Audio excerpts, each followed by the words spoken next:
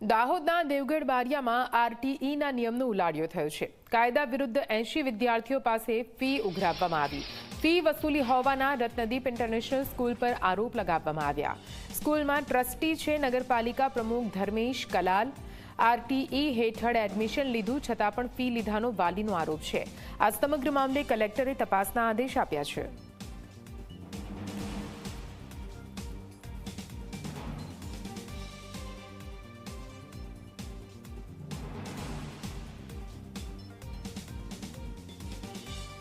તો મહત્વનું છે કે દાહોદના દેવગઢ બારિયામાં આરટીઈના નિયમનું ઉલ્લંઘન થયાનો કિસ્સો સામે આવ્યો છે, જેમાં રત્નદીપ ઇન્ટરનેશનલ સ્કૂલમાં આરટીઈ હેઠળ એડમિશન મળ્યું તેમ છતાં 80 વિદ્યાર્થીઓ પાસેથી ફી ઉઘરાવી હોવાનો આરોપ લાગ્યો છે। વાલીઓનો આરોપ છે કે વિદ્યાર્થીઓ દીઠ 18,000 રૂપિયા વસૂલવામાં આવ્યા। આ સમગ્ર મામલે દાહોદ જિલ્લા પ્રાથમિક શિક્ષણ અધિકારીએ તપાસ હાથ ધરી છે। આ તરફ જિલ્લા સ્વાગત કાર્યક્રમમાં રજૂઆત બાદ કલેક્ટર એક્શન મોડમાં આવી ગયા। જિલ્લાની તમામ સ્કૂલને આરટીઈ અંતર્ગત ચાલતા આવતા તમામ વિદ્યાર્થીઓ પાસેથી ફી ન લેવા માટેનો આદેશ કર્યો છે।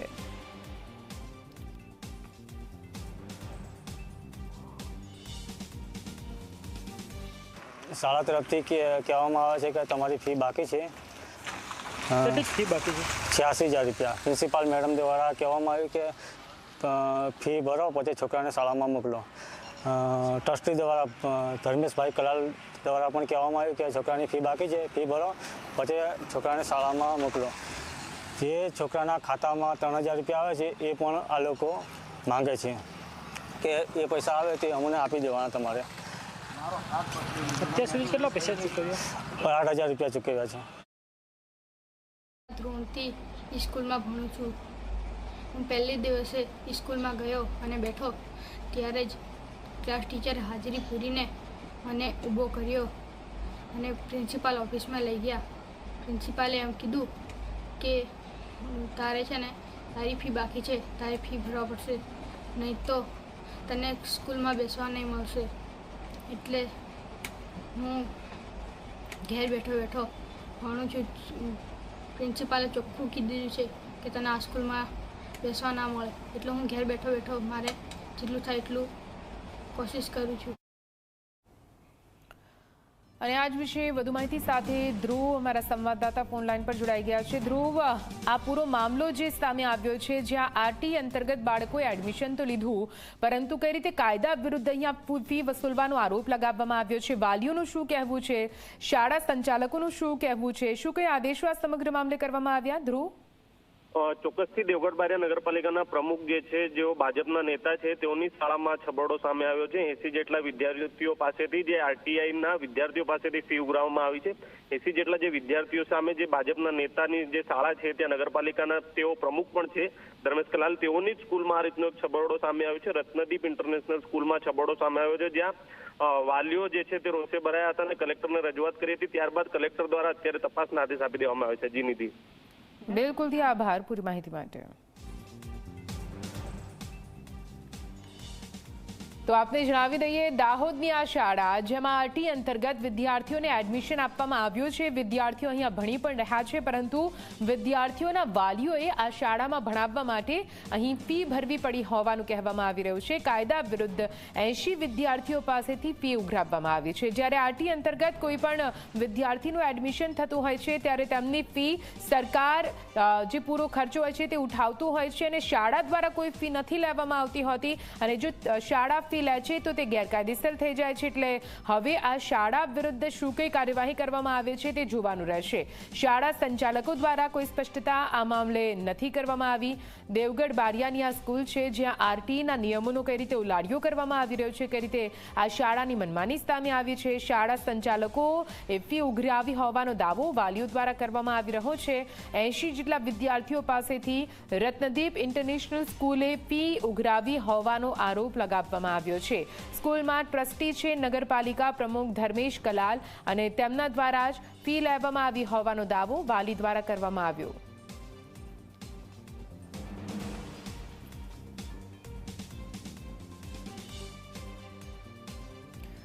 તો દેવગઢ બારિયામાં આરટીઈના નિયમોનો ઉલાળ્યો થયો છે। આરટી અંતર્ગત એડમિશન તમામ ગરીબ વિદ્યાર્થીઓને મળતું હોય છે. દેવગઢ બારિયામાં પણ એ જ રીતે પૂરી પ્રક્રિયા સાથે 80 જેટલા વિદ્યાર્થીઓ રત્નદીપ ઇન્ટરનેશનલ સ્કૂલમાં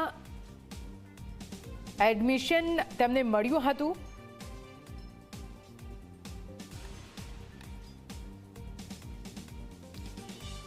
આપણી સાથે વધુ વાત કરવા માટે ધર્મેશ કલાલ, જેઓ નગરપાલિકા પ્રમુખ છે, સાથે સાથે આ શાળાના ટ્રસ્ટી પણ તેઓ છે, તેઓ ખુદ આપણી સાથે વાતચીત કરવા માટે જોડાયા છે. ધર્મેશભાઈ, આપનું સ્વાગત છે ઝી 24 કલાકમાં. અહીંયા સૌથી મોટી વાત આપની શાળાને લઈને એ સામે આવી છે કે 80 વિદ્યાર્થીઓ આરટી અંતર્ગત આપની શાળામાં ભણે છે, પણ તેમની ફી વસૂલવામાં આવી રહી હોવાનો તેમના પેરેન્ટ્સે આરોપ લગાવ્યો છે. First of the good afternoon ma'am. આખા મેટરની વાસ્તવિકતા એવી છે કે શિક્ષણ ફીના નામે અમારી શાળા 1 પણ રૂપિયો ફી ઉઘરાવતી હતી. એ લોકોને એક્સ્ટ્રા જેવી રીતના વાલીશ્રીની માંગણી અને અમારી સ્કૂલ ઇન્ટરનલ એરિયામાં આવેલી છે તેના માટે જમવાનું પ્રોવાઈડ અમે કરાવડાવીએ છીએ, અમે ટાઈમનું ફૂડ આપીએ છીએ અને શિક્ષણ સાથે સ્થળ વિઝિટ માટે, મુસાફરી માટેની આ બધી ફી એ ચાર્જીસ અમે લોકો પાસે વસૂલીએ છીએ, એ પણ વાલીની સંમતિ લઈને. બાકી અમે શિક્ષણના નામે ક્યારે પણ કોઈ એક્સ્ટ્રા ફી આરટીના સ્ટુડન્ટ પાસે લેતા નથી. પણ અહીંયા સીધા આરોપ એવા લગાવવામાં આવી રહ્યા છે કે ટ્યુશન ફીના નામે અમારી જોડેથી ફી ઉઘરાવવામાં આવી રહી છે, એટલા માટે અમારે તમારો કોન્ટેક્ટ કરવો પડ્યો કે સ્પષ્ટતા જરૂરી છે કે આગળ શું થઈ રહ્યું છે. નહીં સર મેમ, એ જે એમનો જે આક્ષેપ છે એ ખોટો છે, એટલા માટે કે 1 થી 6 વર્ષ બાળક ભણ્યું અને 7-5 પણ અમે કીધું કે ભણવા તમે મોકલો. ટીપીઓ સાહેબ પણ સ્કૂલની મુલાકાત તપાસમાં આવ્યા ત્યારે પ્રિન્સિપાલ મેડમની સામે કોલ કરી તમે તમારા દીકરાને ભણવા મોકલો. તમે એવું કહો છો કે સ્કૂલમાંથી ના પાડી ગયા, પ્રિન્સિપાલ મેડમ તો કહે છે ભાઈ મોકલો ભણવા માટે, તમે જ નથી મોકલતા.